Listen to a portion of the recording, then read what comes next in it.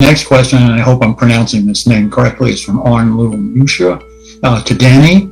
After the U.S. withdrew from Afghanistan and Jake Sullivan and Blinken focus now on China, how would it affect the Philippines with the United States continuing to support the regime there? Shouldn't that be paid more attention to?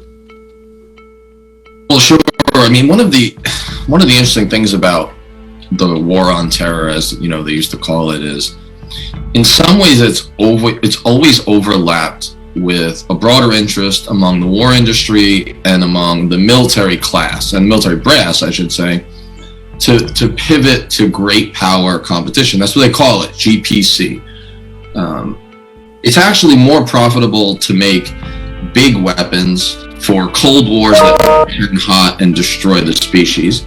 That's always been true. Then, the weapons for counterinsurgency. I mean, forever war is profitable. Nation building may not have worked in Afghanistan, but it sure as heck worked in the counties of Northern Virginia, where the war industry executives lived, and they literally nation built extensions on their houses.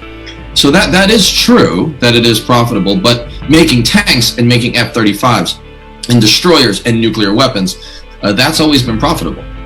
And the military has always liked the idea of those wars. This happened after Vietnam, too.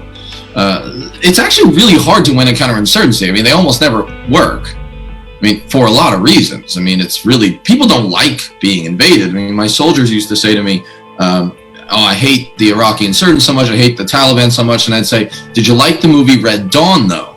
And they would say, yeah, sure did. If the Russians ever came to Texas, we'd show them a thing or two, and they probably would. Because the truth is, people don't like being occupied. It's really hard. It's really hard when you work with illegitimate governments that you put in place that aren't seen as legitimate. And it's just really hard to beat people on their home turf, and you shouldn't try. So historically, that's the case. The military likes what it knows, or what it thinks it knows, which is big tank battles in the Fulda Gap against the Russians. I guess now we've moved that east to Ukraine, Poland, and the Baltic.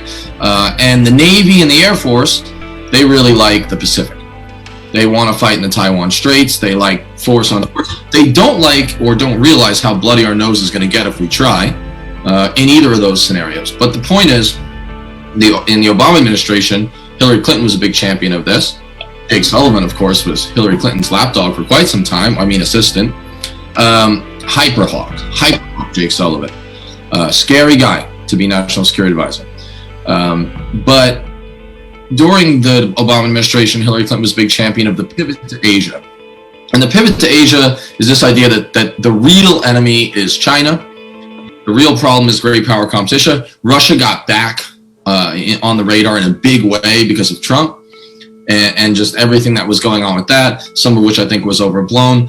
But because of Russia's notion that there was a Trump-Russia complicity, they're back in a big way. And the Ukraine and all this. So, but one of the results of a pivot to Asia is not just that you can't win a nuclear war against either Russia or China. The human race can't survive one. And not just that, it would actually be really, really hard to win. And America's probably not ready for 500 sailors to go to the bottom of the sea when a missile, right, a land-to-sea missile hits one of them, an area denial missile. But it forces, they think, in Washington, these are the pragmatists, mind you.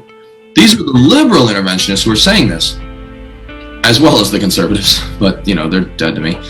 What they're saying is that in order to beat China, we have to put a coalition together in Southeast Asia and throughout Asia, and that means we need to ally ourselves with anybody who's contesting an island against China.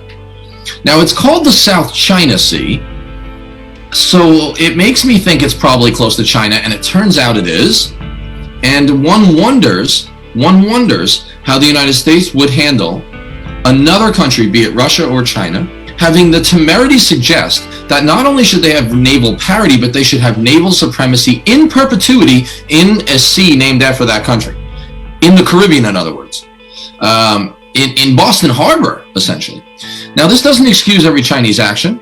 This doesn't excuse the actions of their government. It doesn't excuse even some of their somewhat aggressive behavior in the islands that are contested in, say, the South China Sea. But the point is, people like Duterte, right? People who are nefarious actors who are seen as necessary allies get in power. And this really, really works out for the realists in Washington who say that we have to pivot to Asia, but it also really works out for the war industry because it opens the spigot up. I mean, we love to open the spigot of our war industry spending, military industrial complex blood money, to countries that are seen as necessary evils, necessary allies against a worse enemy. That's how we get, the essentially ISIS-like government of Saudi Arabia buying Patriot missile systems in perpetuity from the United States. When we have a string of allies, you show me a Cold War type enemy, and I'll show you, dastardly dudes, and they're usually dudes, but not always, that we're supporting in a ring around them. I mean, you could draw a semicircle around the country, and I'll just point out the countries where we're fueling these people. So I think it's an important question. I droned on a little bit there because I think it's key, because I said that one thing's going to happen, I hope I'm wrong, in the aftermath of Afghanistan, to the extent that it's an aftermath, is that we'll do these low-level wars as an abstraction, invisible, via proxy and tech-savvy solutions in places like Africa and the Middle East, but I think we're also going to genuinely pivot, and that's seen as a positive even among liberal interventionists in the Democratic Party. That's seen as the smart move, but the action, of course, for the people of the Philippines and other locales in the ring surrounding Russia and the ring surrounding China is that this will go on, and of course it will fuel those suburbs in Northern Virginia. So I think that there has to be a broader action against the budget, against foreign aid sales, foreign military funding. So not only for our own obscene budget that grows like the universe, meaning forever, and I don't understand how that works, I'm not a scientist, still don't get it, but the budget is just like that, the military budget at least. And also we have to take a hard look at the funding, the direct sales as well as the foreign military funding.